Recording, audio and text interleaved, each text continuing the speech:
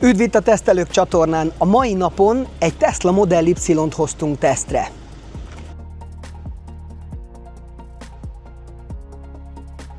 Nem, kettőt. Ebben a videóban megnézzük, hogy milyen újdonságokat kapott, miben változott az új a régihez képest.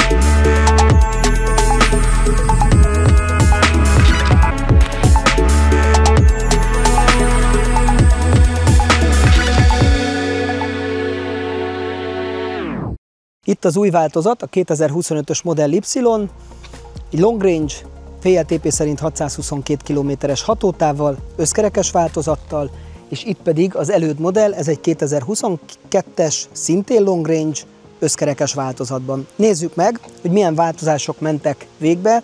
Először is a külsőt, ha megnézzük, akkor a régi, az ugye a Model 3-nak az orrrészét kapta, tehát tulajdonképpen annak a felfújt változata, az új pedig a Cybercab-re hajazó modell. Az oldalán nem igazán változtattak szinte semmit az egész autónak, úgymond az összképén, mert egy 023-as CV-vel rendelkező autón, ami bevált és nagyon-nagyon népszerű a vásárlók körébe, kár lenne változtatni. Kicsi apró változás, ugye a hátsó részen észlelhető ugyanúgy, mint az elején, a réginek kisebb lámpái voltak, az új pedig kapott egy nagyon dizájnos hátsó lámpatestet, világító testet, a hátsó csomagtér ajtóba is beintegrálták ezt a LED-es lámpákat, ami szerintem egyébként tök jól néz ki az előd modellhez képest, divatosabb, fiatalosabb, lendületes a kialakítása. Na nézzük meg, akkor belül milyen változások mentek végbe. Nézzük meg akkor a két autó között, mi a különbség a régi és az új között.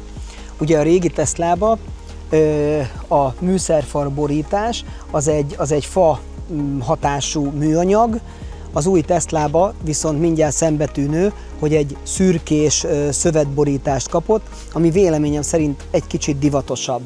Ami még nagyon érdekes, de a hangulat számára meghatározó, hogy az új, az kapott egy LED fénycsíkot körbe a műszerfal és az ajtók felső vonalába, a régiből ez hiányzott. Az infotainment miatt mind a kettőbe ugye a megszokott 15,4 szolos tabletet helyezték el. Nagyon érdekes, de lehet, hogy old school vagyok, de nekem a régibe az irányváltókar sokkal jobban kézre állt és sokkal jobban tetszett, megszokott, mint az újba, mert ugye a régibe hagyományosan jobb oldalon, a kormány jobb oldalán egy bajuszkapcsolót helyeztek el, az újba viszont a tableten van egy lefölmozgatható kis autós ikon, ami ugye az előre, illetve a hátramenetet, valamint a P-menetet határozza. Ha valakinek kölcsönadjuk a Teslát, és nincs nálunk, vagy nyilván nem adjuk oda az autós applikációt hozzá, de odaadjuk a kódkártyát, akkor a régibe a könyöklő elé kellett tenni a kártyát, hogy érzékelje, induljon az autó, itt viszont az újba elég, hogyha az egyik telefon hátlapi töltő helyére tesszük, már érzékeli. Tehát nem kell annyira figyelni, hogy oda tegyük a könyöklő alá. Mit néz meg egy autós fanatikus az autókba? Ugye mi az első? Hát megkopogtatjuk a műanyagot. Mindegyik autóban nagyon igényes az anyaghasználat. Tényleg nem lehet azt mondani, hogy igénytelen gagyi műanyagot raktak, a régibe is és az újba is. Nagyon jók az anyaghasználatok. Ami nagyon érdekes viszont, hogy a régi modellbe, ugye itt az ajtó térkép zseb, vagy ajtózseb, mindegy, minek hívjuk, már térképet ugye nem használunk, az elég old school megnevezés. Az ajtózseb, amiben távirányított kulcsokat, egyebet rakunk, ki van párnázva, az egyik oldala, a belső oldala viszont műanyag, tehát könnyebben zörögnek az eszközök, az újban viszont teljesen be van filccel burkolva, tehát a zajcsillapításra látszik, hogy sokkal, de sokkal jobban odafigyeltek. A belsőt még úgy tovább boncolgatva, ha nézzük az üléseket, mind a kettőben ugye elektromos ülések vannak, mind a kettőben fűthető ülések, de már az új modellben az első ülések szellőztethetőek. Ha tovább megyünk, ez ugye az első rész, ha tovább megyünk, milyen változások mentek végbe a hátsó utasoknál, vagyis mondjuk azt, hogy ez egy családi autó, itt a gyerekek milyen újdonságot kaptak. A régi Y-ban manuálisan lehetett állítani a szellőzőt. Itt az új modellben ugye már digitálisan állítható a szellőző, és itt még színházat is kaptak a gyerekek, mert kaptak egy 8-szolos tabletet, amin akár játszani tudnak, Netflixet nézni, YouTube-ot nézni, bármit tudnak menet közben. Még ami változás van, de ezt majd a csomagtartónál, ha odaérünk, megmutatom, az újnál elektromosan dönthetők a hátsó ülések, a réginél viszont manuálisan állíthatók, tehát manuálisan tudom őket ledönteni. Na de nézzük akkor a csomagteret. Az új és a régi között ugye egy csomagtérnyitás annyiban tér el, hogyha a telefonomra le van töltve az applikáció, akkor az újhoz, ha közeledek és érzékeli a telefont, akkor kinyílik a csomagtér ajtó, a régi pedig ugye nyomógombbal nyitható, de nézzük is akkor meg a régit. Mind a kettőnek 854 literes alapból a csomagtere, és mind a kettőnek szinte hasonló elrendezéssel, de majd mutatom a másikat is. Ugye mindegyiknek egy ilyen harmonikaszerű összegahajtogatható kalaptartója van, amit ugye ha itt leveszünk, akkor ide le tudjuk tenni, tehát bárhogy tudjuk alakítani. Az ülések döntése itt egy karral történik, csak simán manuálisan, mechanikusan, tehát úgy tudom utána visszaállítani, hogy ide jövök szépen, és visszahajtogatom. Most nincs nálam a telefon, mert hülyén nézett volna itt ki a zsebembe. Ugyanaz a csomagtér, ugyanúgy 854 literes, itt van egy hatalmas rakodó rész, amit ugye a másikban nem mutattam, töltőt, egyebet, bármit be lehet rakni, ugyanaz a harmonika hajtogatható kalaptartó, de itt, ami újdonság az előd modellhez képest, hogy már ugye a luxus, a kényelem, motorosan hajtható üléseket kapott.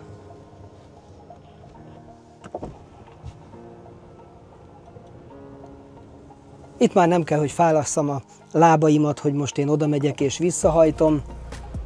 Szépen csak egy gombnyomásra már hajtom is vissza az üléseket, és visszaáll minden az eredeti helyére. Akkor nézzük meg az első csomagteret is.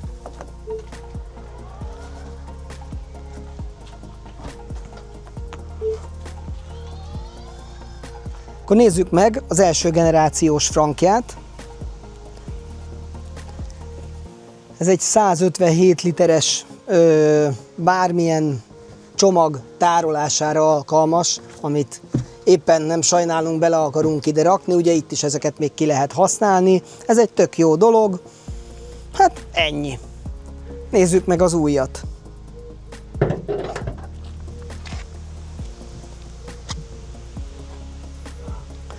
Itt az új modellben is ugyanaz a 157 literes frank vagy csomagtér, mindegy, minek hívjuk, én maradok a hagyományosnál, a csomagtérnél. Ebbe is tudunk szinte bármit is szállítani. Itt viszont annyi különbség van, hogy kapott egy leeresztő dugót, és itt pont beszélgettük a srácokkal, a stábbal, hogy mit is lehetne itt szállítani. Hát eszünkbe jutott, hogy a gyerekeknek akár hűtött üdítőt vagy egyebet bele lehet tenni, és ha esetleg kifolyik, vagy a jég megolvad ugye egy nagy melegbe, akkor itt le lehet engedni, nem fogjuk koszolni vele nagyon a csomagteret. Most először nézzük meg, milyen a 2022-es Model Y, vagyis az előző generációs. Ebbe is ugye egy 75 kW-os akupak van. A VLTP szerint ilyen 500 km-es, 488 km-es hatótávot írnak. Ezt hosszabb teszt során nem próbáltuk, de a tulajdonos elmondása szerint egy olyan 10-15%-kal lehet lejjebb számolni a hatótávot, nyilván időjárási viszontagságok függvényében. Átültünk az új Model Y-ba. és ugye ez is a long range változat, mint ahogy mondtam, 75 kW-os akupakkal, a VLTP szerint 622 km-es hatótávot tud, ami nagy előnye, hogy Tesla Superchargeren 15 perc alatt akár 267 km hatótáv is tölthető bele, szerintem ez szenzációs. Majd ha megállunk, meg fogom mutatni, hogy működik az irányváltása, ugye az előre és a hátramenet. Van benne egy nagyon érdekes és nagyon okos funkció. Egyébként ennek az autónak az utazási komfortja tényleg jelentősen javult az elődhöz képest, mert ugye a zajszigetelése, ugye ebbe második generációs zajszigetelést alkalmazták, tényleg csendesebb, jobb az autó akusztikája, és ami még egyébként sokkal jobb, a rugózási komfort. Mind a kettőnek kemény a futóműve, de valahogy ez az új, ez olyan kemény, de mégis kellemes, tehát nem mondhatom rá azt, vagy nem tudom rámondani azt, hogy ráz.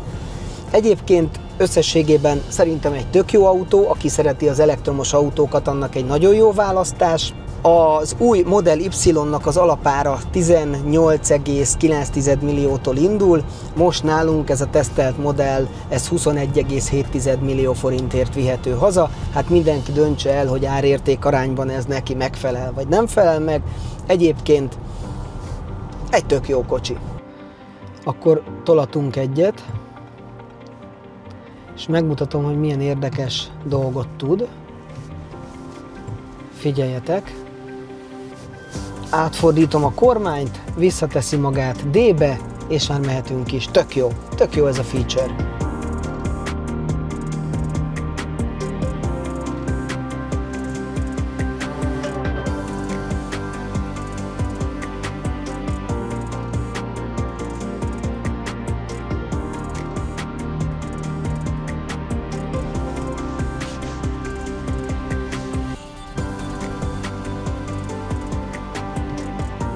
Örülök, hogy néztetek minket, ha tetszett a videó, lájkoljátok, vagy osszátok meg, iratkozzatok fel a csatornára, hamarosan találkozunk!